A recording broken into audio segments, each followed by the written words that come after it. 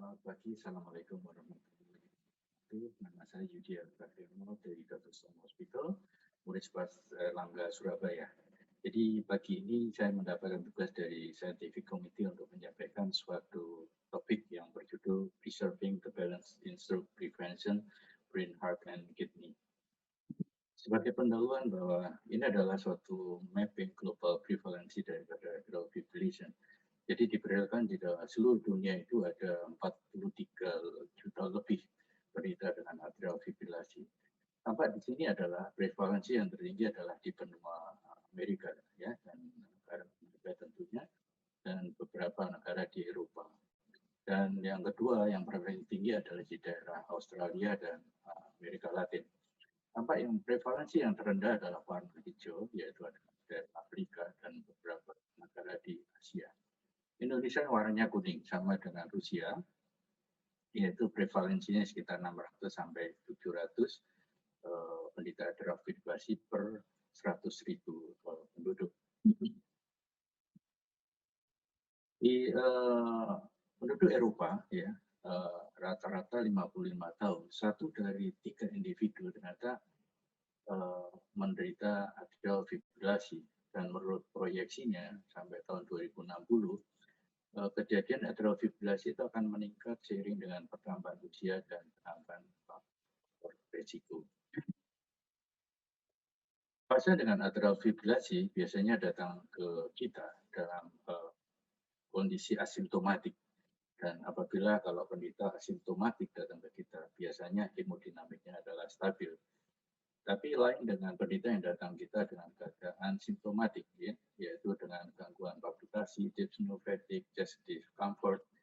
Biasanya hemodinamiknya bisa stabil, bisa juga dia hemodinamiknya stable. Jadi outcome-nya tentunya berbeda, penderita dengan hemodinamik unstable dengan penderita yang stable.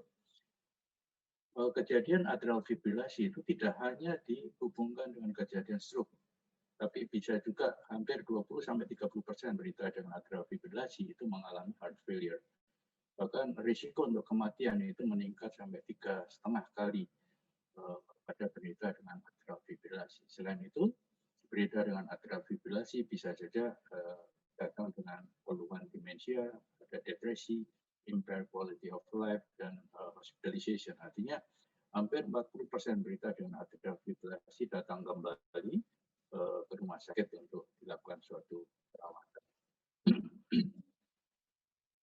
Apa yang baru daripada atrial fibrillasi? Kalau kita lihat dari ESC Guideline 2020, ada definisi yang baru, adanya pattern yang baru. Kalau dulu kita tahu first diagnosis, paroxysmal, persistent, dan permanent. Sedangkan sekarang ada pattern baru, yaitu long-standing persistent atrial fibrillation. Definisinya adalah kalau first diagnosis pertama kali kita temukan, paroxysmal adalah jika atrial fibrillasinya spontanis menjadi sinus kurang dari 7 hari. Kalau lebih dari 7 hari dan bisa dikembalikan ke irama sinus dengan intervensi kardioversi, kita sebut persisten. Permanen adalah jika tidak bisa lagi dikembalikan menjadi irama sinus. Ada istilah long standing persistent di sini apabila AF-nya itu terjadi lebih dari 12 bulan dan kita tetap memutuskan bahwa suatu saat akan dikembalikan ke irama sinus. Itu yang disebut long standing persistent. Yang menarik, hal yang baru adalah terminologi beberapa yang sudah mulai ditinggalkan seperti non EF, vascular, non valvular, EF, chronic EF sudah tidak lagi dianjurkan untuk dipakai karena dianggap membingungkan. Jika kita mempunyai penderita dengan atrial fibrillasi, pertama kali yang kita harus lakukan adalah mendeskripsikan atrial fibrillasi itu menjadi 4 tes, yaitu stroke risk, symptom severity, severity of burden, dan substrate of severity. Jadi S pertama itu stroke risk. Apakah risiko stroke-nya itu tinggi atau rendah dengan cara mengukur CHA2DS score. Lalu simptomnya itu bisa dilihat melalui EHRA symptom score. Kemudian juga severity of AF burden, itu kita bisa lihat apakah dia jenis yang paroxysmal, persistent, long-standing persistent, atau permanen. Kemudian bagaimana dengan substrate severity, yaitu menunjukkan apakah ada comorbidities di sana. apakah sudah ada atrial cardiomyopathy di sana. Tentunya dengan mengukur dengan suatu imaging, salah satunya transtoracal echocardiografi, transfusiopagal, CT, bahkan cardiac MRI. Dan kalau kita lihat ESI 2020 guideline ya, memudahkan kita bagaimana menangani pasien dengan atrial fibrilasi melalui suatu clue yang namanya CC2 ABC pathway.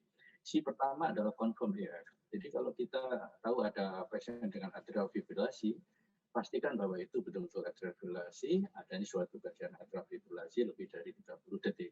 Kemudian kalau kita confirm AF, deskripsi menjadi 4S di sini, yaitu yang seperti yang saya sebutkan sebelumnya. Setelah CC, kemudian baru bagaimana penanganannya melalui ABC pathway. A untuk antikoagulan. Apakah penderita F ini membutuhkan antikoagulan atau tidak? Kemudian B, kita melakukan suatu terapi yang untuk memperbaiki simptom daripada penderita dengan atrial fibrillasi. Yang C adalah comorbidity C, dan cardiovascular risk factor management, yaitu memperbaiki komorbiditasnya, juga memperbaiki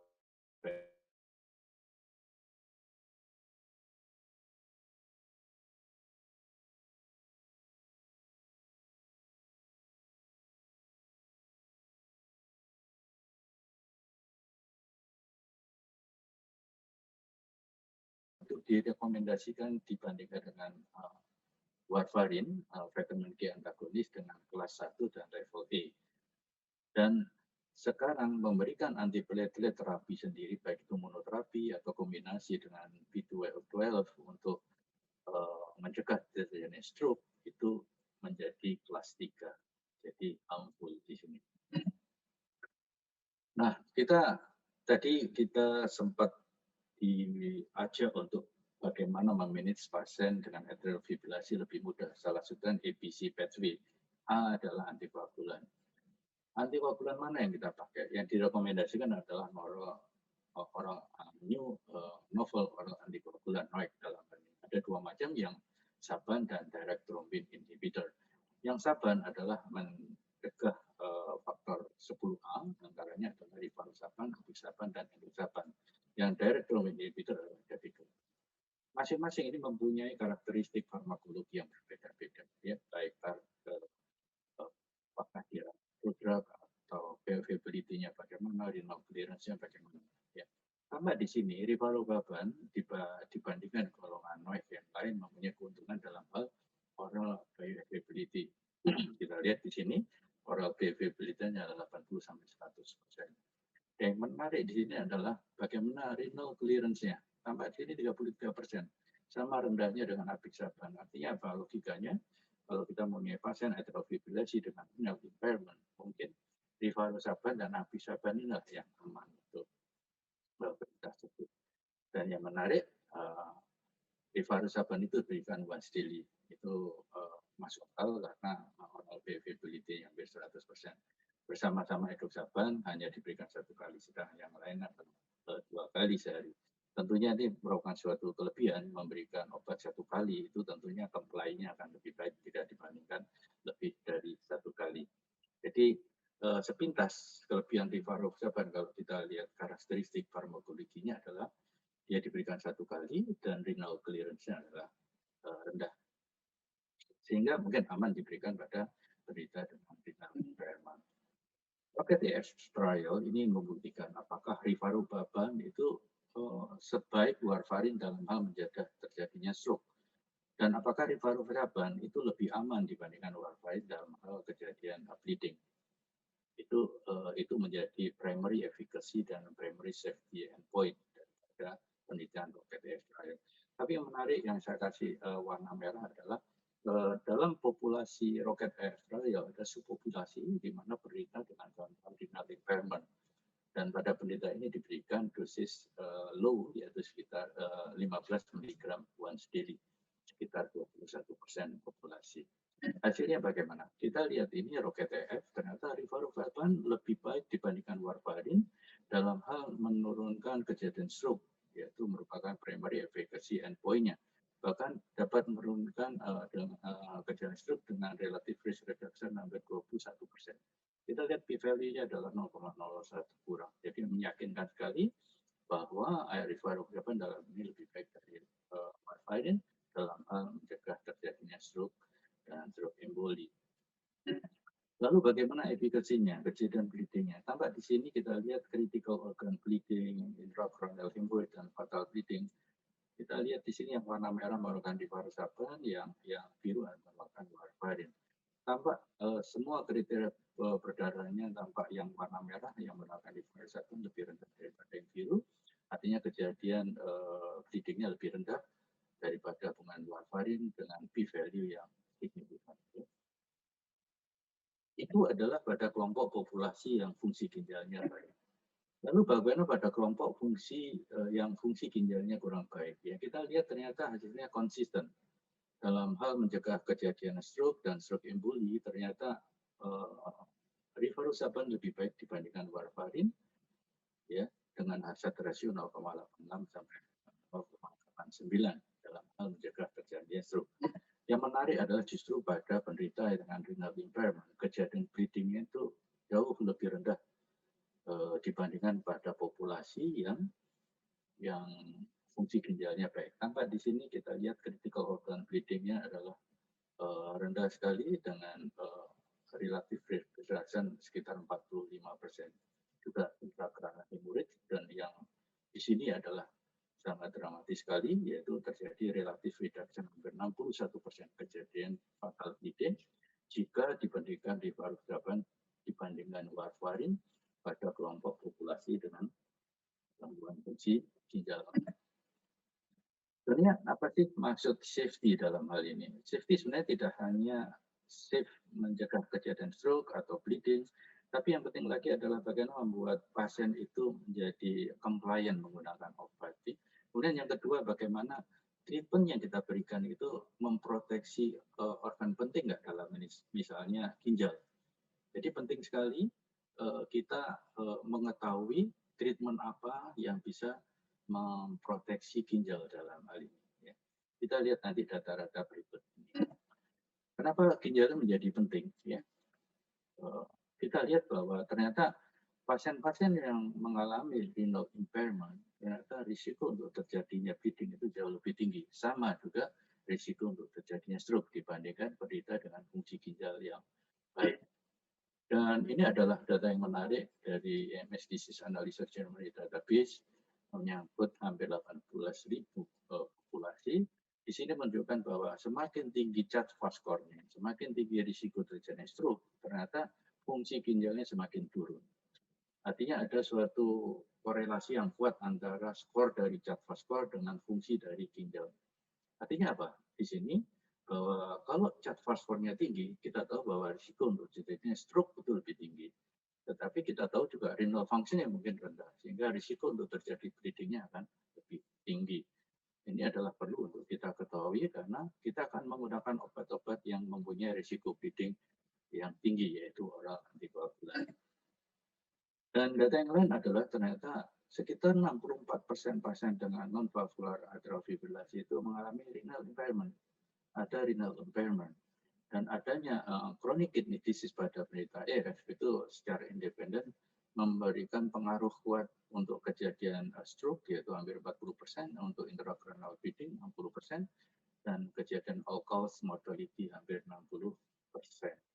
Jadi jelas di sini penderita dengan EF, dengan CKD, risiko untuk stroke tinggi, risiko untuk bleeding tinggi, risiko untuk mortalitasnya lebih tinggi.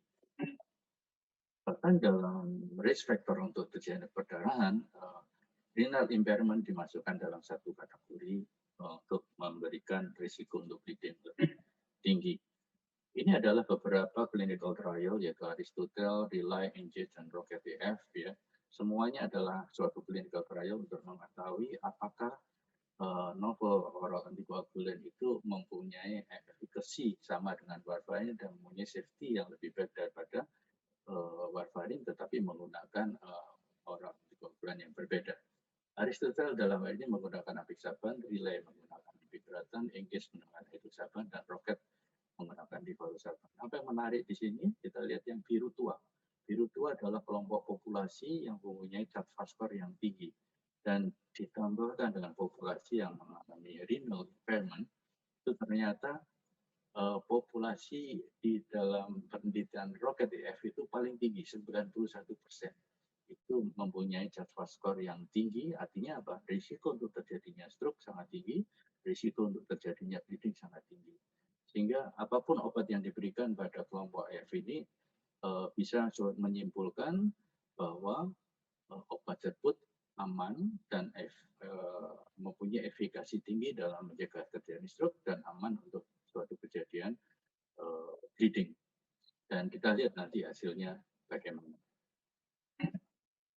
Jadi kalau tadi kita menghubungkan dengan fungsi ginjal dan kejadian stroke dan kejadian bleeding, dan beberapa data menunjukkan bahwa penderita dengan atrial fibrillation yang non-valvular dengan fungsi ginjal yang terganggu ternyata mempunyai risiko untuk bleeding lebih tinggi dan mempunyai risiko untuk stroke lebih tinggi. Karena apa? Java skornya menjadi tinggi. Lalu kalau kita balik bagaimana? Obat apakah yang diberikan pada atrial fibrilasi, antiokulan apa yang kita berikan pada penelitian atrial fibrilasi yang dapat memproteksi fungsi dari ginjal. Ini adalah dari rocket trial dikelompokkan, ternyata penderita yang diberikan warfarin kejadian untuk penurunan eGFR itu lebih tinggi. Kemudian juga kreatinnya meningkat lebih tinggi, kejadian acute kidney injury lebih tinggi, dan kidney failure lebih tinggi. Sehingga dalam hal ini rivaroxaban itu mempunyai efek proteksi untuk kejadian renal failure jika dibandingkan dengan kelompok warfarin. Ini penting untuk diketahui karena mostly pada penderita rocket trial sudah ada kelainan fungsi ginjal. Ya. Dan ini rival study ini ingin melihat apakah rivaroxaban itu lebih baik dibandingkan warfarin dalam hal mencegah terjadinya progresi daripada fungsi daripada ginjal.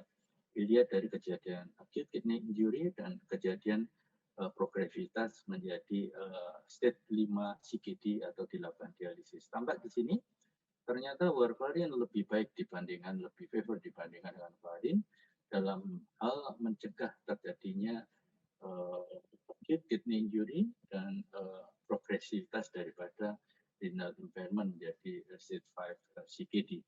Artinya dengan kata lain, rival tadi membuktikan bahwa rivaroxaban mempunyai efek proteksi terhadap fungsi ginjal. Dan kalau kita lihat endpoint yang lain ternyata konsisten dengan penelitian Plato pada penelitian rival study itu menunjukkan bahwa pemberian rivaroxaban lebih favor, artinya lebih baik dibandingkan dengan warfarin dalam hal kejadian stroke, ischemic stroke, dan intracranial hemorrhage. Tapi perlu diketahui di sini justru pada penelitian menggunakan rivaroxaban kejadian GI bleeding-nya lebih tinggi jika dibandingkan dengan warfarin. Lalu kenapa pada penderita dengan warfarin atrial fibrillasi diberikan warfarin ternyata terjadi penurunan fungsi ginjal? Ini adalah ada studi khusus untuk membandingkan penderita-penderita yang menggunakan warfarin dengan non warfarin. Tampak di sini yang menggunakan warfarin yang outline yellow ini ternyata eGFR-nya lebih turun dibandingkan dengan menggunakan yang warfarin. Jadi ada sesuatu di sini bahwa ternyata kalau kita menggunakan warfarin, ternyata eGFR-nya akan lebih turun. Dan kalau kita amati sampai 5 tahun, fungsinya semakin lama semakin menurun. Apa yang mendasari mekanisme tersebut? Ya, kita tahu bahwa ternyata vitamin K ya itu diperlukan untuk mengubah metrik G protein menjadi cyclic metrik G protein yang pada akhirnya ini untuk menginhibition terjadinya suatu vessel kalsifikasi. Jadi bayangkan kalau kita pada penelitian kita kasih vitamin K antagonis ya. Jadi vitamin K-nya itu dihambat sehingga perubahan MCP menjadi CMCP menjadi terganggu sehingga penghambatan terjadi kalsifikasi pada pembuluh darah jadi terhambat. Makanya pada penelitian dalam diberikan vitamin K antagonis, kejadian kalsifikasi dalam pembuluh darah itu ternyata lebih tinggi. Kalau kalsifikasinya lebih tinggi, tentunya terjadi suatu gangguan aliran perfusi ke dalam renalnya sendiri, pada akhirnya mengganggu fungsi daripada ginjal itu sendiri. Nah, dari sekian data yang kita berikan, sekali lagi ini data yang menarik bahwa rivaroxaban sebenarnya satu-satunya NOAC yang melakukan suatu prospektif tes tadi dengan menggunakan renal once daily dengan dosis yang lebih rendah, yaitu menggunakan 15 mg pada orang-orang perokok yang terjadi gangguan renal function. Dan dari EHRA Guideline 2018, penggunaan DOAC dalam atau NOAC pada kelompok orang dengan renal function, fungsi ginjal, di sini merekomendasikan pemberian rivaroxaban full dose 20 mg jika eGFR-nya melebihi dari 50. Ya. Sedangkan pada kelompok dengan eGFR 30 sampai 50 dianjurkan memakai low dose yaitu 15 mg. Demikian juga yang 15 sampai 30. Sedangkan yang di bawah 15 tidak dianjurkan untuk menggunakan rivaroxaban. Bapak Ibu sekalian, jadi sebagai summary, ya ABC, yaitu Atrial Fibrillation Better Care, merupakan suatu approach daripada guideline YC 2020 yang memberikan kemudahan untuk memanage pasien dengan atrial fibrillasi supaya memberikan outcome yang lebih baik. Rocket study membuktikan bahwa pemberian rivaroxaban itu lebih baik dibandingkan dengan warfarin dalam hal mencegah kejadian stroke dan dalam hal keamanan terjadinya suatu bleeding. Dan American Heart Association 2019 guideline merekomendasikan rivaroxaban diberikan pada atrial fibrillasi untuk mengurangi kejadian pemburukan fungsi ginjal. Rivalto tadi ya ternyata hasilnya hampir sama dengan Rocket tadi, jadi konsisten bahwa dapat mencegah ischemic stroke dan mempunyai safety yang lebih baik dibandingkan dengan warfarin. Jadi Bapak Ibu sekalian, bahwa kalau kita merawat pasien dengan atrial fibrillasi, antioagulan apa yang kita gunakan itu sangat individualis. Kita lihat banyak hal dan pemilihan yang tepat akan memberikan outcome yang lebih baik. Terima kasih. Wassalamualaikum warahmatullahi wabarakatuh.